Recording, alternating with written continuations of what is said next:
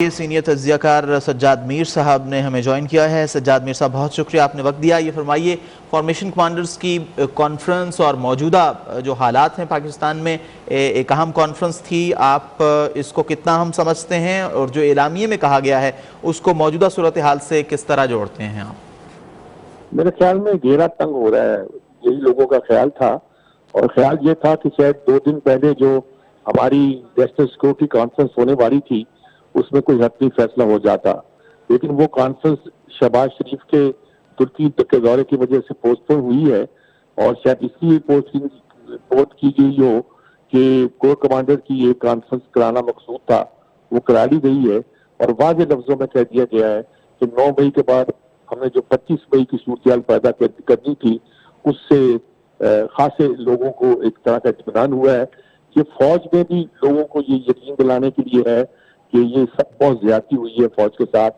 اگر فوج کی کچھ ہمدردیاں ان لوگوں کے ساتھ ہیں جو پاپولر طور پر مقبول لیڈر جنہیں جاتے تھے، تو وہ اپنی ہمدردیاں چھوڑ دیں اور ان کو سمجھ آ جائے کہ فوج کے ساتھ اتنی بڑی زیادتی ہوئی ہے، اور دوسرا ان کو پیغام مل جائے کہ ہم نے جو ڈیلے کی ہے وہ اس لیے نہیں ڈیلے کی گئی ہے کہ ہمیں کوئی کمزوری تھی، بلکہ شاید ہم اس کی فضا بھی ہموار کرنا چاہتے تھے اور اس کی تحقیق اور تفتیش بھی کرنا چاہتے تھے۔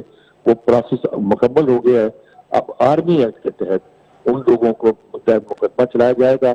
یہ بات بہت کچھ کہتی ہے، بہت کچھ ظاہر کرتی ہے اور بہت کچھ ثابت کرتی ہے، اور لگتا ہے کہ اب پی ٹی آئی جو ہے 2-3 حصوں میں بننے والی ہے۔ وہ لمحہ جو ڈیلے ہو رہا تھا کہ جہانگیر ترین کیا کریں گے، محمود قریشی کیا کریں گے اور تیسرا کوئی گروپ کیا کرے گا، وہ بھی واضح ہو جائے گا، اور میرے خیال میں 9 مئی سے لوگ جو ہاتھ جوڑ کے کھڑے تھے اور 25 مئی کے بعد جو اس میں اور طاقت آئی تھی، وہ آج کے اس بیانے کے بعد آپ اور بھی شدت کے ساتھ محسوس کریں گے کہ کارروائی کی جو خواہش ہے وہ زیادہ شدت سے پڑے گی، اور یہ جو ہیومن رائٹس اور اس قسم کی باتوں کے تحت اہم عدالتوں میں مقدمے چلائے جائیں، اس کی آوازیں یا بیٹھ جائیں گی، یا وکیل لوگ جو ہیں وہ اپنی جیبیں بھرنے کے لیے اس پر کچھ سا شور کریں گے۔ جیسا بھی کرنا چاہیے، لیکن کریں گے اب سے معاملات درست طور پر انہوں نے فیصلہ کیا ہے کہ جو کچھ کرنا ہے اب تیز سے کیا جائے۔ میں تو پہلے اس کا قائل ہوں کہ 1 مہینہ ڈیلے کر کے یہ کرے، اور یہ کوئی مناسب بات نہیں ہوتی۔ اس طرح جب معاملہ ڈیلے کیے جائیں، مقدمات لمبے کیے جائیں، تو لوگوں کو ہیرو بنایا جاتا ہے، اس سے زیادہ کچھ نہیں۔ میرے خیال میں یہ بات اس لیے اہم گنی جاتی ہے کہ اب انہوں نے اعلان کر دیا فوج نے کہ ہم آرمی ایکٹ کے تحت مقدمات کریں گے، پہلے بھی کیا تھا، اب وہ فائنل اس سے بورڈ ثبت کر دی ہے، اور میرے خیال میں 1 آدھ دن میں شاید نیشنل سیکورٹی کونسل کا اجلاس بھی ہو جائے اور کارروائی شروع ہو جائے۔ سجاد میر صاحب یہ فرمائیے، یہ کہا گیا کہ منصوبہ سازوں اور ماسٹر مائنڈز کے خلاف قانون کی گرفت مضبوط کی جائے گی، تو اس سے کیا یہ لگتا ہے کہ اب جو سانحہ 9 مئی ہے اس حوالے سے جو دائرہ ہے وہ مزید وسیع ہوگا؟ اور اس مرکز کے گرد دائرہ لائن کیسی نہیں تھی، ان کے خلاف کارروائی ہوگی۔ جو گنا جاتا تھا کہ شاید ان کے خلاف کچھ کرنے سے اجتناب کرتا جا رہا ہے، اور اسی لیے کارروائی نہیں ہو رہی، لگتا ہے کہ وہ بھی کارروائی ہوگی۔ اب تو نام دینا کیا مقصود، ماسٹر مائنڈ کون ہے، کیسے ہیں، کیا نہیں ہے، کہ کون لوگ ہیں، کس کی خاطر لوگ نکلے تھے، کس کے کہنے پہ نکلے تھے، یہ فوج کے کرمنس ہے، اور وہ کی جائے گی سمجھ لیجیے کہ آنے والے دنوں میں جو حشر ہو چکا ہے اس کے بارے میں جو تذبذب پیدا ہوا ہے وہ بھی ختم ہو جائے گا لوگوں کا۔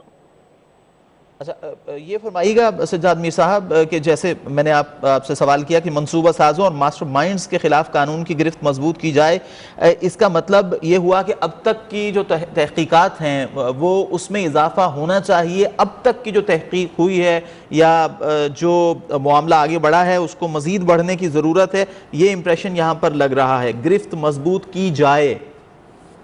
غالباً ان کا کہنا یہ ہے کہ جو اس کے ماسٹر مائنڈ ہے وہ ہمارے علم میں ہے، اب ان کو چھوڑا نہیں جائے گا۔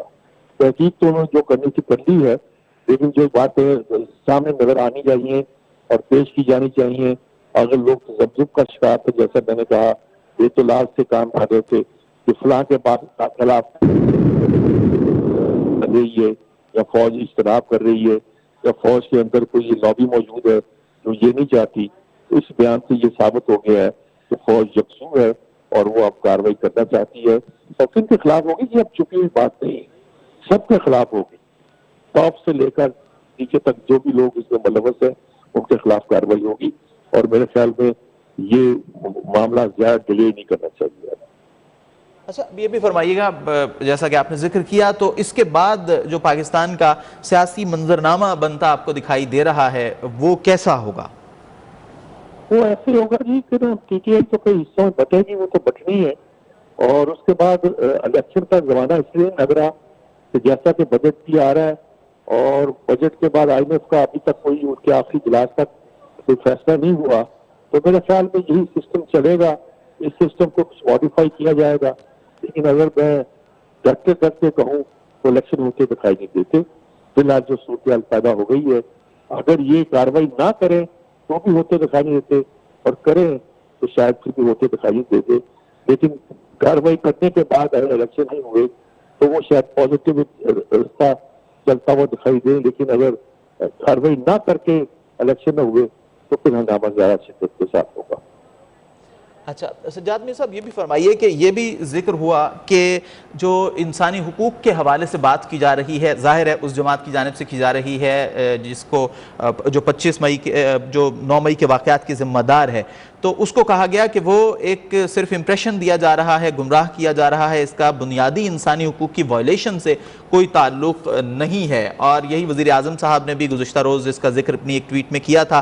تو اس کو آپ کس نظر سے دیکھتے ہیں جو اس جماعت کی جانب سے یہ انسانی حقوق پر واویلا کیا جا رہا ہے؟ میں تو ان لوگوں میں سے یہ سمجھتے ہیں کہ جمہوریت اور انسانی حقوق کے لفظ کے نام پر ہمارے ملک میں اتنے گناہ کیے گئے ہیں کہ جس کی انتہا نہیں. ہمارے ملک میں دنیا میں بھی کیے جاتے رہے ہیں, یہ ایک الگ کہانی ہے. لیکن سیدھی بات یہ ہے کہ یہ کون سے انسانی حقوق ہے؟ امریکہ میں جو وائٹ ہاؤس پہ حملہ کرتے ہیں اس کو تو آپ لٹکا دیتے ہیں, ٹانگ دیتے ہیں, پکڑ لیتے ہیں, اپنے صدر کو نہیں چھوڑتے. اور وہاں تو یہ صورتحال پیدا ہوتی ہے کہ جس نے اسپیکر کی میز پہ پاؤں رکھ کے کچھ حرکت کی ہوتی ہے اس کو 10 سال کی سزا دے دیتے ہیں. یہ انسانی حقوق آپ کو ہمارے ملک میں یاد آتے ہیں؟ تو قریب گزر کے دیکھے, پرندہ بھی پر مار کے دیکھ لے پینٹاگون کے سامنے یا وائٹ ہاؤس کے سامنے, تو دیکھتا ہوں کیسے بخشا جاتا ہے. اور آپ نے ہماری حساس جو ہماری انسٹالیشن تھی اس پر حملے کیے اور ہماری سلامتی کے نشانوں کو آپ نے مٹایا, اور اس کے باوجود بھی آپ کہتے ہیں کہ انسانی حقوق تو یہ ہے کہ جب آپ داخل ہوئے تھے ان 7 جگہوں پر تو آپ واپس کیسے آ گئے؟ یہ انٹرنیشنل لا ہے. آپ ان کے بھی قانون میں یہ ہے. یہ دیکھیے چوچلے ہیں سارے. اب انسانی حقوق کے نام پہ جو باتیں کی جا رہی ہیں وہ فالتو باتیں ہیں. آرمی ایکٹ کس ملک کا قانون ہے, اس ملک کے تحت کارروائی ہونی چاہیے. وکیل اپنی کمائی چاہتے ہیں, کمائی نہیں ہوگی اب اس میں وہ شاید جب مقدمہ پیش ہو تو اس کے بعد پیسہ ہو. اب ہمارے وکیلوں کا بھی یہ حالت ہے کہ سارے پارٹیزن بنے ہوئے ہیں, جس پارٹی کے ساتھ ہے اس کے گنگار ہیں, اور جو وکیل جس چیمبر میں ہے اس چیمبر کا تعلق جس جگہ سے ہے اسی کے حوالے چلتے جا رہے ہیں. صاف کا آپ نے مذاق بنا دیا اس ملک میں. ایسی صورت میں وہی ہونا چاہیے جو درست بات تھی. کسی نے کہا تھا کہ یہ جب جی ایچ پی میں داخل ہوئے تھے تو واپس کیسے آئے؟ اسی وقت کارروائی ہونی چاہیے تھی. جب کور کمانڈر کے دفتر میں پہنچے تھے, چلیے داخل تو ہو گئے, آپ نے مرمت دکھائی, لیکن پھر واپس کیسے آئے؟ یہ انسانی حقوق کا مسئلہ نہیں ہے, یہ آپ کی نیشنل سیکورٹی اور سلامتی کا مسئلہ ہے. اس کو آپ ڈیل کیا جانا چاہیے. پہلے ہی دیر ہو چکی ہے بہت سے لوگوں کے خیال میں. اب آپ کہتے ہیں کہ پولیس نے نہیں روکا, یہ سازش کی ٹریپ تھا, تو ٹریپ میں کیوں آئے بھائی؟ اب آپ آگے ہو تو بھگتو. یہ کوئی فالتو باتیں ویسے ہیں جو ہم کر رہے ہیں, ہونا وہی ہے جو اب طے ہو چکا ہے اور میرے خیال میں درست طے ہوا ہے. اچھا سجاد میر صاحب یہ فرمائیے کہ ابھی جیسا کہ ہم نے بات کی کہ انسانی حقوق کے حوالے سے بات وہ جماعت کرتی ہے اور اس کی خلاف ورزی کی بات کرتی ہے, اس کے ساتھ ساتھ ہم نے یہ بھی دیکھا ہے کہ عالمی سطح پر بھی کچھ آوازیں ہیں, کچھ کانگریس مین بات کر رہے ہیں. دی اکانومسٹ کا ایک جو تازہ شمارہ ہے اس میں ایک بھاری بھرکم مضمون اس حوالے سے لکھا گیا ہے. تو آپ کیا سمجھتے ہیں یہ جو بین الاقوامی آوازیں اٹھتی ہیں یہ اٹھتی ہی رہتی ہیں یا اس کا بھی کوئی اثر پڑے گا ہماری جو صورتحال ہے اس وقت؟ ہماری صورتحال پہ ایسا نہیں پڑتا ہے, لیکن یہ بات ثابت ہو گئی کہ یہ عالمی طاقتیں اور عالمی طاقتوں کا جو ایجنڈا ہے, خاص طور پہ اکانومسٹ کا جو ایجنڈا, ہمیشہ سے رہا ہے، یہ ثابت کرتا ہے، ظاہر کرتا ہے کہ اب تو خیر برطانیہ کے وزیر اعظم بھی بھارتی نژاد ہے، امریکہ کی وائس پریزیڈنٹ بھی بھارتی نژاد ہے. اب اگر اس چیز کو ہم اس طرح انٹرپریٹ کرنا چاہیں تو ہمیں ان اخباروں کے ایجنڈوں کا جو کنزرویٹو ایجنڈے ہیں ان کا معلوم ہے کہ وہ کیا کہہ سکتے ہیں. ان باتوں کا اگر اثر لینا شروع کیا تو ہمارے پیسے تو دیں ہمیں. وہ دبائے بیٹھے ہیں آئی ایف کے نام پہ، کبھی فیٹس کے نام پہ کچھ کر دیتے ہیں، کبھی کسی نام پہ کرتے ہیں. اب اور ڈر پیدا ہو گیا کہ ہم شاید چین کے جو اس علاقے میں طاقت بن رہی ہے، ہمارا پرانا دوست ہے بھائی چین، ہم اس آربٹ میں جا رہے ہیں. یہ ساری باتیں جو ہے ہمیں دبانے کے لیے ہیں. ہمیں اب بتا رہے ہیں کہ انڈیا بہت اکنامک طاقت بن گیا ہے، ہمیں اس سے ڈرا رہے ہیں. افغانستان میں مجھے تو سمجھ نہیں آتی یہ معیشت کیسی معیشت ہے کہ افغانستان جس کی معیشت تباہ ہو چکی ہے، وہاں کرنسی ڈالر جو ہے 107 کا ہے اور ہمارے ہاں 300 کا ہے. مجھے تو اس معیشت کے معنی سمجھ آئی نہیں کبھی. یہ کیسے عالمی ادارے اور ایجنسیاں اور ان کے ایجنٹ کرتے ہیں، یہ الگ بات ہے. ہمیں اس عمر سے نکلنا پڑے گا. ان سامراجی طاقتوں کے ساتھ میں کوئی انقلابی بات نہیں کہتا، بلکہ ملک کی محافظت اور دفاع کے لیے کہتا ہوں کہ ہمیں ان کے سامنے سینہ سپر ہو کے کھڑے ہونے کی بات نہیں کرتا، بلکہ ان کے ان ٹیکٹس کو توڑنا پڑے گا اور اپنے لیے راستہ نکالنا پڑے گا. اچھا سجاد میر صاحب، یہ فرمائیے کہ ہم اگر بات کریں گزشتہ ایک عشرے کی ہم بات کر لیتے ہیں تو پاکستانی سیاست میں ایک احتجاج اور ایک شرپسندی کی جو کیفیت ہے وہ غالب رہی ہے. تو آپ سمجھتے ہیں کہ یہ جو 9 مئی کا واقعہ ہے اس کے بعد اگر جو ذمہ داران ہیں ان کو قرار واقعی سزا ملتی ہے تو یہ جو انتشار ہے اور یہ جو انتہا درجے کی احتجاجی سیاست ہے اس میں کمی واقع ہوگی پاکستان میں؟ یہ احتجاجی سیاست نہیں ہے جی. یہ رانا ثناء اللہ ویسے جو کچھ بھی کہتا ہو، جو لہجہ بھی اختیار کرتا ہو، یہ سیدھی کی سیدھی بغاوت اور غداری ہے. دیکھیے جب اس وقت 14 کو دھرنا دیا گیا تھا اور اس میں بل پھاڑے گئے تھے اور کہا گیا تھا لوگوں کا بل ادا نہ کریں، اور یہ کہا گیا تھا کہ پھاڑ کے پھینک دیں اس کو، اور یہ کہ پی ٹی بی کی عمارت پہ حملہ کیا گیا تھا، پارلیمنٹ پہ دیواروں پہ سلوار لٹکا دی گئی تھی، تو وہ اسی وقت ہمیں اگر ہم سچ مچ انصاف کے اصولوں کے مطابق چلتے، انصاف کے اصولوں کے مطابق تو حالات مشکل ہوتے. آج بھی جو صورتحال پیدا ہوئی ہے 1 مہینے سے 1.5 مہینے سے، اگر آپ قانون کے مطابق تو شاید عمل کر رہے ہو لیکن انصاف کے مطابق عمل نہیں کر رہے. اگر انصاف فراہم کیا جاتا تو آج ان لوگوں کو اتنی باتیں کرنے کی ہمت نہ ہوتی، ضرورت نہ ہوتی. میں تو حیران ہوتا ہوں کہ قانون کے طالب علم بھی جب ایسی اونچی سیدھی باتیں کرتے ہیں جو کہ ناقابل یقین ہے کہ کوئی قانون دان ایسی باتیں کر سکتا ہے، تو سمجھ نہیں آتا ہم کہاں جا رہے ہیں. عدالتیں خود ایک مخمسے میں پھنسی ہوئی اور اس کو بھی اب صاف بات یہ ہے کہ یہ کارروائی شروع ہوگی اور پھر اس کے بعد زبانیں چپ کریں گی یا زبانیں بولیں گی. سوشل میڈیا بھی اب قابو میں آئے گا. دیکھیے یہ پکڑے جاتے ہیں، لوگ کرتے جاتے ہیں. آپ نے ہڈی مچا رکھی ہے. اسرائیل اور انڈیا میں آپ نے اپنے ایجنٹ پیدا کر رکھے ہیں.